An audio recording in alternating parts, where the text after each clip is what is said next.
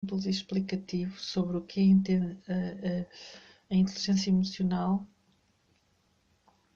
e como podemos usá-la como ferramenta para combater a ansiedade, o stress, o nervosismo, a depressão, os estados exagerados de excitamento, o medo, a instabilidade emocional, não é? O não nos sentirmos bem, o não estarmos bem, o perdermos muitas vezes a nossa saúde física porque não estamos a seguir a nossa intuição e não estamos a perceber os sinais que o nosso corpo está a mandar. O nosso corpo muitas vezes ressente e sofre porque nós não ouvimos, não é? E não percebemos que está tudo ligado, não é? A cabeça e o coração, as emoções. E que muitas vezes, quando pensamos demais sem coração, ou quando somos demasiado emotivos e não paramos também para pensar, não é? Para não gritar as coisas aos outros, para não ofender os outros com o que podemos dizer, não é?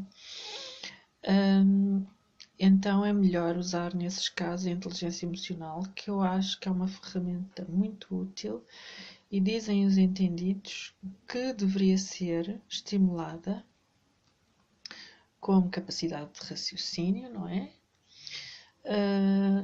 E usada também como ferramenta criativa, por exemplo, nas artes, porque os artistas já usam naturalmente essas ferramentas que são terapêuticas e que ajudam de certa maneira a meditar e a intuir as coisas e a pensar mais sem terem influência ou dos mídia ou da opinião dos outros ou basicamente é isso, ou por não terem opinião própria, não é? O que também é grave. Os sinais, quando uma pessoa está ansiosa, e a minha preocupação aqui maior são mesmo as crianças, porque vejo muitos pais a dizerem que as crianças estão hiperativas e eu acho que não tem nada a ver com a hiperatividade. Tem a ver com um excitamento que tem a ver com tensões, com nervosismo exacerbado e com um medo instituído pela sociedade e muitas vezes pelos próprios pais, que não os deixa, causa-lhes bloqueios, não os deixa. As crianças ficam sem liberdade e começam muito cedo as opiniões que elas têm são castradas, são deitadas abaixo, pelo simples facto que é uma opinião tua, mas és uma criança, tu não contas, tu não opinas, tu, tu contas para sentares à mesa, comeres connosco, para fazer de vez em quando uns recados e para estudar na escola, que é para ver se sobes as notas. E pronto, e a criança vai percebendo que o papel dela, se calhar, na vida é só esse, não é? Fica com medo de dizer as coisas, com medo de se expressar, com medo de partilhar as ideias dela, não é? Portanto, os sinais de uma criança ansiosa ou de uma pessoa ansiosa, que acontece a muitos amigos e meus que eu vejo ultimamente, parecem baratas tontas, não dizem algumas pessoas coisas com coesão, mas isto também me acontece por vezes, só que eu conheço as ferramentas e já as uso. Portanto, os sinais são a ansiedade, a depressão, o nervosismo, o rancor, a raiva. Não falei da raiva ainda e é muito importante, porque as pessoas acumulam a raiva, acumulam os sentimentos negativos e depois dizem tudo de rajada. A raiva, a instabilidade, a tristeza, a negação e o ceticismo. Quando eu digo a negação, muitas vezes é a negação de que o outro está ali para ajudar e de que o outro pode dar a opinião dele, não é? A pessoa aceita ou não aceita, não é? Mas a parte importante é ouvir e fazer um exercício mental, dizer assim, será que está certo? Não sei, vou investigar, vou fazer um processo de investigação, vou reunir toda a informação que eu possa acerca do que essa pessoa me disse e vou fazer um exercício mental.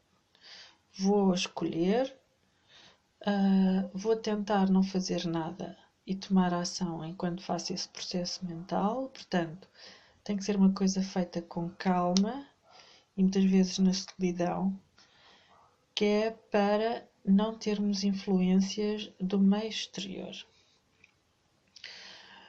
Uma das coisas que funciona e que funciona muito bem para mim, como funcionam todas elas, é a meditação, é o sonhar acordado, que os especialistas aconselham, é também o desporto e os passeios na natureza, os animais de estimação, o yoga, o pilates, os refúgios, não é? Ter um lugar próprio, um sítio para estar, para se encontrar com os seus pensamentos, com a sua pessoa.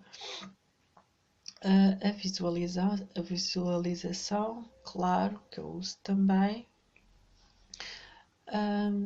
E a autocrítica. A autocrítica, a resiliência, que é a capacidade de sobreviver, a força, o entusiasmo, pela vida, ter garra, apesar de tudo, apesar das dificuldades e dos obstáculos e das pessoas que nos podem fazer a vida menos boas e criar complicações, mas há que ter resiliência, há que ter altruísmo, há que saber estar lá, de certa maneira perdoar, ultrapassar.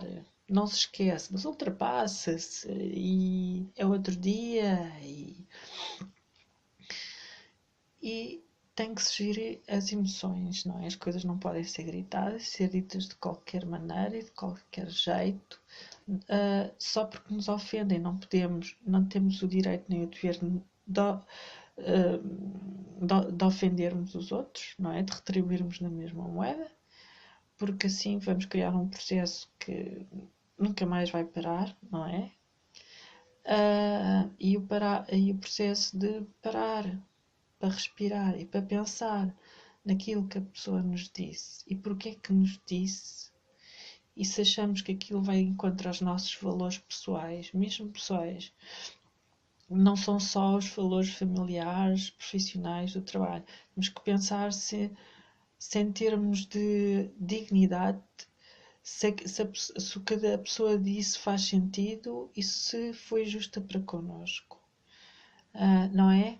Outra das coisas que não se deve fazer é vitimar, não é? Eu sou um coitadinho e criar um novelo de lá cheio de problemas, cheio de complicações, um novelo que nunca mais acaba e que vai para lá da depressão e então cria bloqueio. Já a pessoa já não arranja saídas para ter uma saúde melhor, ou para ultrapassar problemas de trabalho, ou para passar problemas com uma relação. E às tantas começa a misturar esses assuntos todos, não é? Começa a misturar, as complicações do trabalho, mais isto, mais a minha relação, e começa a fazer filmes. E à medida que começa a fazer filmes, porque não para de pensar, não é? então aí entra num processo caótico e autodestrutivo. Normalmente as pessoas ansiosas e mais nervosas são pessoas que não têm muito amor, autoconfiança, autoestima, e não estão habituadas a pensar por elas mesmas, fazem as coisas em favor do que as outras pensam e porque parece bem e porque vai parecer bonito, mas as coisas depois também não são feitas com coração e há sempre uma segunda intenção para fazê-las. Portanto, o que eu digo é: estimulem as crianças a serem verdadeiras, a falarem sempre aquilo que lhes vai no coração, que no fundo é a intuição, e a fazerem este processo mental. Porque até à medida, eu vejo isso quando as crianças vêm ter comigo e fazemos pinturas e fazemos meditações e fazemos yoga e fazemos dança, as crianças conseguem acalmar e mesmo a brincar, não é? Elas que é partilhar histórias, a imaginação, a sonhar juntos, elas conseguem, de certa maneira, arranjar força e estímulo para trabalharem através da criatividade, através da criação, elas conseguem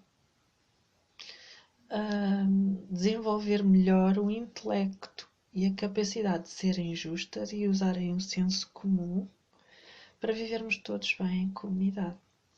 Termino o meu vídeo a dizer que, como todos sabem, tenho um espaço, um ateliê de artes, onde recebo também as crianças e recebo também os adolescentes, recebo os pais que quiserem vir com os filhos. Tenho aulas, tenho workshops, e vou partilhar os links com fotografias em baixo deste vídeo. Por favor, ponham likes e gostos nestes vídeos que eu mando primeiro para o YouTube, porque como tenho conta no YouTube, não é? E as coisas, pronto, nós precisamos de comer e de viver, não é? Falando bem. Portanto, tudo o que ganhar é bem-vindo. Todos os likes e comentários que podem fazer e partilhar este vídeo são bem-vindos, não é? Porque de certa maneira estão-me a ajudar e eu espero que este vídeo também vos tenha ajudado. Beijinhos.